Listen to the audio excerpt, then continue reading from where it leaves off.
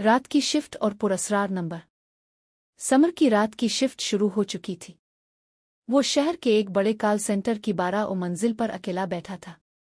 बाहर ट्रैफिक का शोर बहुत नीचे दब चुका था और खिड़की के शीशे से शहर की रोशनियां दूर तारों की तरह झिलमिला रही थीं। ये वो घंटे थे जब ज्यादातर शिकायती फोन नहीं आते और समीर को हर तरफ एक दबी हुई खामोशी महसूस होती थी जो इसकी रीढ़ की हड्डी में सर्दी दौड़ा देती थी।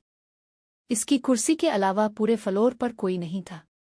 उसकी डेस्क पर सिर्फ एक कंप्यूटर, एक हेडसेट और एक पुराना लैंप था। वो अपने दोस्तों की कॉल्स और सस्ती मौसीकी सुनकर वक्त गुजार रहा था। रात के ठीक 3 बजे जब समीर नींद में झोल रहा था, इसका हेडसेट चीख उठा। मॉनिटर पर एक अजीब बेनाम नंबर झिलमिला रहा था। नंबर के शुरू में कोई मुख कोड नहीं था, ना ही कोई लोकल एक्सचेंज। ये सिर्फ 9 हिंसों 9 डिजिट्स का एक बेतरतीब नंबर था। समर ने हेडसेट लगाया और मामूल की आवाज में कहा, गुड मॉर्निंग, मैं समीर बात कर रहा हूं, किस तरह मदद कर सकता हूं? दूसरी तरफ मुकम्मल खामोशी थी। समीर ने दोबारा दोहराया, हेलो, क्या आपको मेरी आवाज आ रही है? अचानक इस गहरी खामोशी को तोड़ती हुई एक औरत की मध्यम सी सिसकी आई। ये इतनी नरम थी कि समीर को लगा शायद हुआ का धोखा है।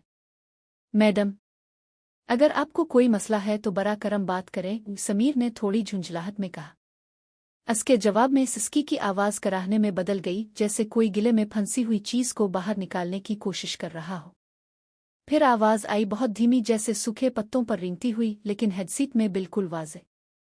मैं अकेली हूं। समर का खून जिम गया। ये आवाज दर्द भरी थी, लेकिन इससे ज्यादा वीरान और खाली थी। समर ने जल्दी से कॉल डिस्कनेक्ट कर दी, इस बात पर यकीन करते हुए कि ये कोई मजाक खराब लाइन है। इसने माथे का पसीना पोंछा। इसने इस पुरस्कार नंबर को ब्लॉक करने की कोशिश की, लेकिन कंप्यूटर ने इसे गैर मौजूद दिखाया। अगली चंद मिनट समीर ने अपने आप को पुरसुकून करने की कोशिश की। इसने बाहर की रोशनियां देखें, खुद को याद दिलाया कि वो एक महफूज जदीद इमारत में है। फिर ठीक 3:15 बजे वही नंबर, वही कॉल। समर ने डरते हुए कॉल उठाई। इस बार सिसकी फौरन आई और इसमें पहले से ज्यादा दर्द और मायूसी थी। आप कौन हैं? और आप कहां से कॉल कर रही हैं? समीर ने सख्ती से पूछा। औरत की आवाज अब थोड़ी तेज थी, लेकिन अब भी इतनी ही सर्द और दबी हुई। तुम्हारे पीछे। समर ने तेजी से मोड़कर देखा। कुर्सी के पीछे सिर्फ खाली लंबा फ्लोर था। इसकी मेज के पीछे की दीवार पर एक बड़ी खिड़की थी जो तारीकी में शहर को दिखा रही थी। खिड़की के शीशे पर इसे सिर्फ अपना खौफजदा चेहरा नजर आया। मगर क्या वो सिर्फ अपना ही चेहरा देख रहा था?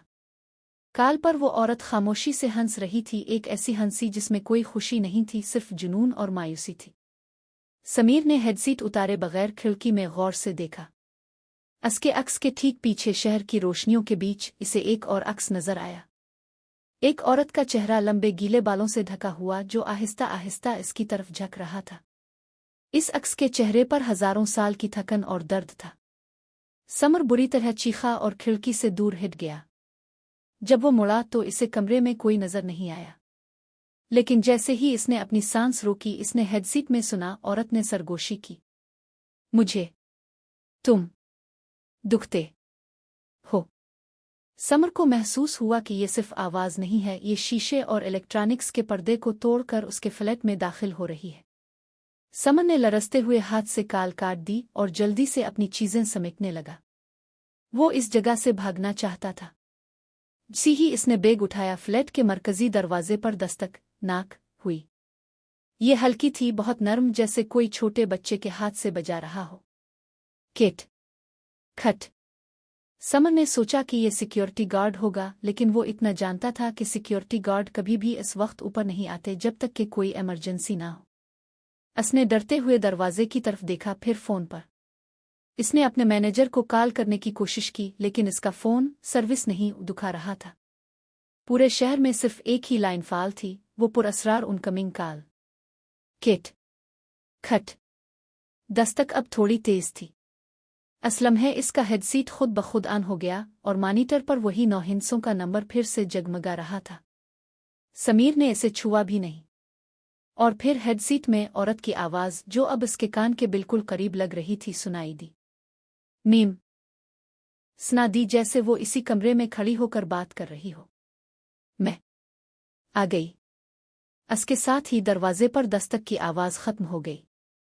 समर ने महसूस किया कि औरत अब दरवाजे पर नहीं है बल्कि कमरे के अंदर है।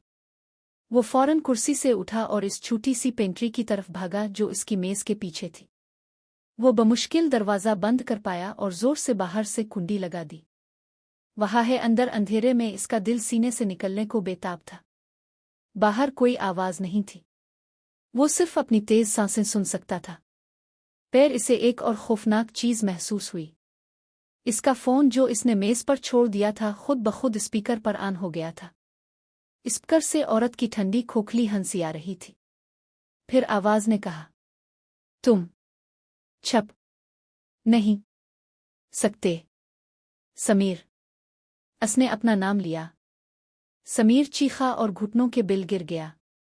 इसे महसूस हुआ कि पेंट्री के दरवाजे के नीचे से कोई ठंडी चिपचिप चीज़ इसकी टांगों को छू रही है। ये चीज़ ऊपर की तरफ रेंगना शुरू हुई और उसके चेहरे की तरफ बढ़ी।